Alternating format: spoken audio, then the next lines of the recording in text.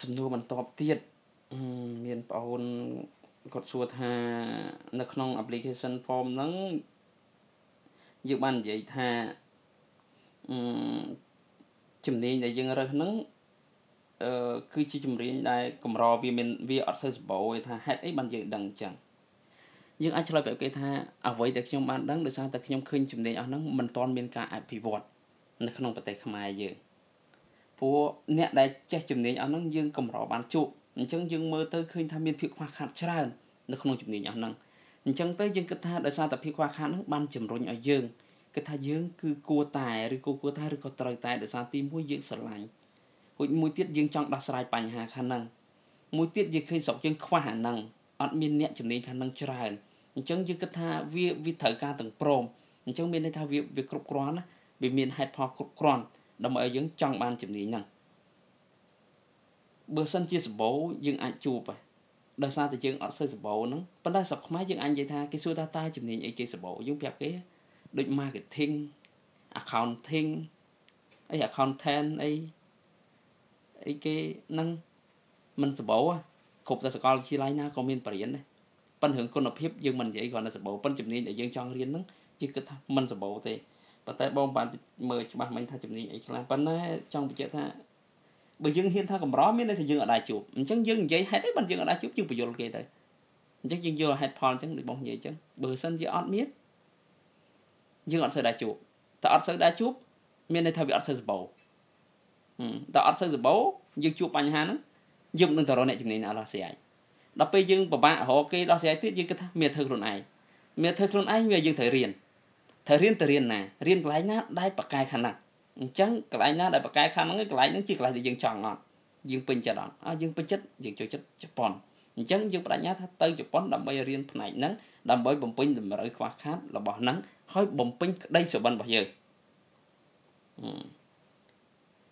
ទៅមួយសំណួរទៀតដែលបងអូនសួរថា suppose ឧបមាថាយើងអត់ដឹងអីពីជប៉ុនទេហើយទៅបើសិនជាយើងបានឱកាសទៅរៀនជប៉ុនតើយើងនឹងធ្វើអ្វី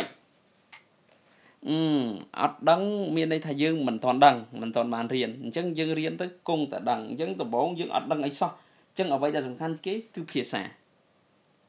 ព្រោះវាជាជាតិអញ្ចឹងមានន័យថាបើសិនជាយើងជាប់តែរៀនជប៉ុនអ្វីដែលយើងត្រូវខំមុនដំបូងគេបំផុតគឺពង្រឹងភាសាបើយើងខំរៀន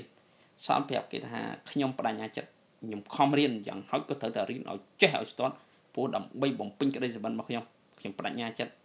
ថាខ្ញុំគឺត្រូវតែធ្វើឲ្យបានដូចឥឡូវភ្ជាប់សំណួរមួយទៀតទៅហើយកុំឲ្យធ្វើច្រើនคลิปពេកគេថាសួរថាក្នុងការតំណែងតាមពិតសំណួរពីរហ្នឹងស្រដៀងគ្នាអាចភ្ជាប់គ្នាបើសិនជាគេសួរយើងអាចភ្ជាប់គ្នាយកមកឆ្លើយឲ្យតែយើងយល់ថាតំណែងមួយជនជាតិជប៉ុនអៀនច្រើនណាស់ជាពិសេសនារីអញ្ចឹងអៀនច្រើនថាតើតំណែងយ៉ាងដូចម្ដេចតាមពិតសំណួរនេះខ្ញុំធ្លាប់បញ្យល់រួចម្ដងហើយកាលពីលើកមុនប៉ុន្តែលើកនេះដោយសារតែកុំឲ្យពិបាកទៅសាររឿងម្ដងទៀតអញ្ចឹងខ្ញុំនិយាយឡើងវិញថាតំណែងមួយជនជាតិជប៉ុនអៀនច្រើនមែនប៉ុន្តែជប៉ុនមានលក្ខណៈគេថាមានសិលធម៌មានការគោរពអញ្ចឹងក្នុងការតំណែងសំខាន់យើងមានលេសក្នុងការទាក់ទងមួយគេយើងបញ្យល់លើថាខ្ញុំគិតថាវាមិនពិបាកទេពីព្រោះខ្ញុំអត់ចេះភាសាខ្ញុំចង់រៀនភាសាជប៉ុនឲ្យប៉ាកែអញ្ចឹងអ្វីដែលខ្ញុំត្រូវធ្វើហ្នឹងវាភ្ជាប់ពីសំណួរមុននិយាយថានឹងធ្វើអីទៅពេលបើសិនយើងបានមកជប៉ុនខ្ញុំត្រូវចងមិត្តទី1ដើម្បីពង្រឹងភាសាជប៉ុនរបស់ខ្ញុំទី2គឺពង្រឹងទំនាក់ទំនងមិត្តភាពជប៉ុនកម្ពុជា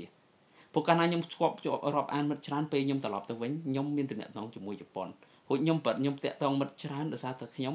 ចង់ពង្រឹងភាសារួចដើម្បីតាក់ទងមួយគេខ្ញុំមានលេសថាចង់ឲ្យគេជួយបរៀនភាសាខ្ញុំអនុវត្តភាសាជប៉ុនជាមួយគ្នា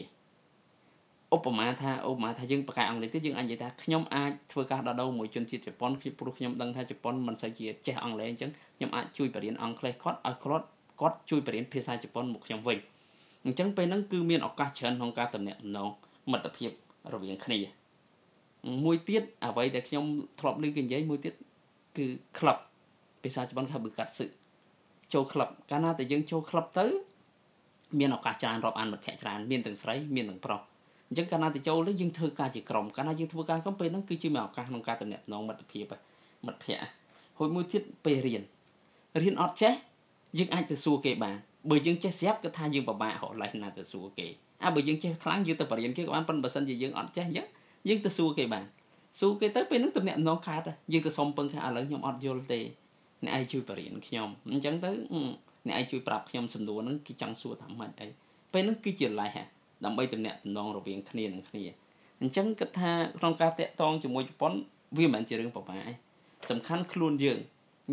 ងមកដើម្បីរៀនដើម្បីតំណែងអញ្ចឹងយើងមានហេតុផលគ្រប់គ្រាន់ដើម្បីធ្វើ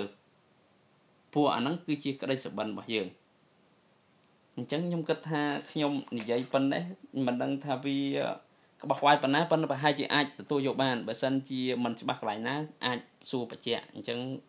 សូមប៉ុណ្ណឹងអរគុណ